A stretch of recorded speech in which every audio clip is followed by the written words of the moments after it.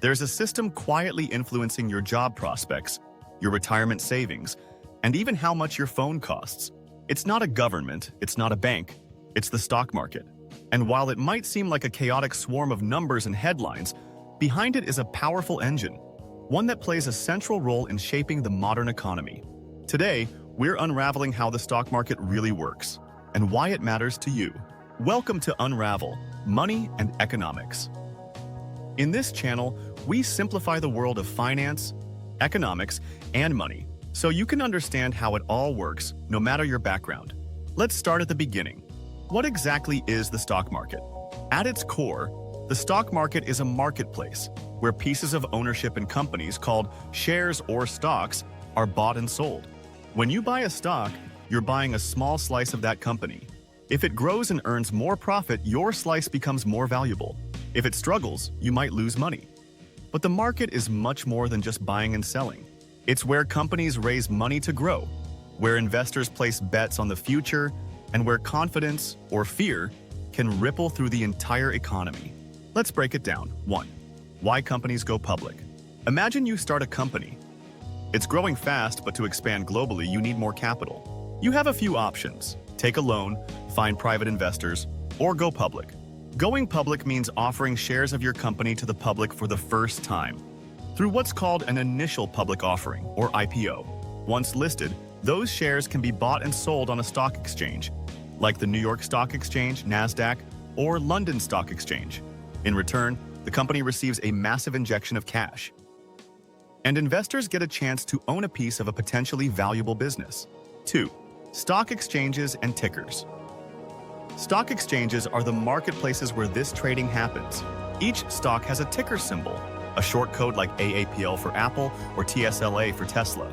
These symbols represent real companies, but the prices change constantly, driven by supply and demand, earnings reports, market sentiment, global events, and more. Behind each moving number is a blend of logic, psychology, and speculation.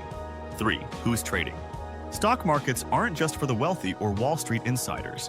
They include institutional investors, large players like pension funds, mutual funds, and hedge funds. Retail investors, everyday people buying stocks through apps or brokers. High-frequency traders, algorithms making millions of trades in fractions of a second, and they all interact in one massive interconnected ecosystem. 4. What moves stock prices? Here's where it gets interesting. Stock prices are not fixed. They're determined by what people are willing to pay. And that depends on expectations. If investors think a company will grow fast and earn strong profits, they'll pay more. If there's fear about a recession, regulations, or scandals, prices drop. But sometimes prices rise not because of facts, but because of hype. That's why markets can overreact, leading to bubbles or sudden crashes. 5. The role of indexes. You've probably heard of the S&P 500, the NASDAQ, or the Dow Jones. These are stock indexes, collections of companies grouped together to measure overall performance. Think of them as a snapshot of how a market, or part of it, is doing. The S&P 500, for example, tracks 500 large U.S. companies across multiple industries. If it's rising, it suggests broad investor confidence. If it's falling, it may signal fear.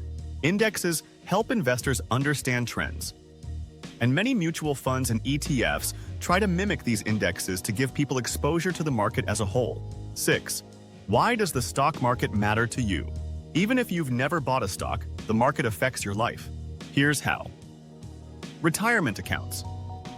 Pensions and 401ks are often invested in stocks. A strong market means your retirement fund grows. A crash, you could lose years of savings. Job prospects. When markets boom, companies expand, hire, and invest. In downturns, they cut costs and lay off staff. Government finances. Higher stock values can boost tax revenues. Crashes can shrink them. Consumer confidence. If people see markets rising, they may feel wealthier and spend more, fueling growth. Global influence. U.S. stock markets especially influence currencies, commodities, and international investment flows. 7. Volatility, the double-edged sword. The stock market can swing wildly, up 3% one day, down 2% the next. This volatility scares some investors, but it also creates opportunities. Why is the market so volatile? Earnings surprises, economic data releases, geopolitical tension, speculative trading, emotional reactions. Remember, behind every trade is a human, or an algorithm reacting to human behavior. 8. Risk versus reward. Stocks are considered risky compared to other investments like bonds or savings accounts. But over the long term, they've also delivered some of the highest returns. That's why many financial advisors suggest building diversified portfolios, mixing stocks, bonds, and other assets based on your goals and risk tolerance. The key? Time in the market, not timing the market. 9. Common investment strategies. Buy and hold. Invest in good companies or index funds and let them grow over years or decades. Dollar cost averaging, invest fixed amounts regularly regardless of market conditions. Growth investing. Target companies expected to grow faster than average, even if they don't pay dividends. Value investing. Look for undervalued companies with solid fundamentals. Dividend investing. Focus on stocks that pay regular income through dividends. Each strategy comes with pros and cons, and it depends on your financial situation and goals. 10. Bubbles and crashes. No discussion of the stock market is complete without the boom and bust cycles. The dot-com bubble. In the late 1990s, tech stocks soared on hype, then collapsed. The 2008 financial crisis. A housing meltdown triggered a market crash and global recession. March 2020. COVID. Panic wiped out trillions in days, before markets rebounded on stimulus hopes. These events show how markets can disconnect from reality, both on the way up and the way down. They also show how investor psychology, fear, and greed can drive extreme movements. 11. Regulation and safeguards. To prevent manipulation, fraud, or chaos, markets are regulated. In the U.S., the Securities and Exchange Commission, SEC, oversees activity. Stock exchanges have built-in mechanisms, like circuit breakers, that pause trading during extreme drops. Still, new challenges are emerging. Meme stocks, crypto speculation, social media-driven trading, artificial intelligence, and high-frequency algorithms. Regulators are constantly trying to keep up with an evolving landscape. 12. International stock markets. While we often focus on Wall Street, stock markets exist globally. London, Tokyo, Shanghai, Frankfurt, and more. These markets reflect local economies but are increasingly interconnected.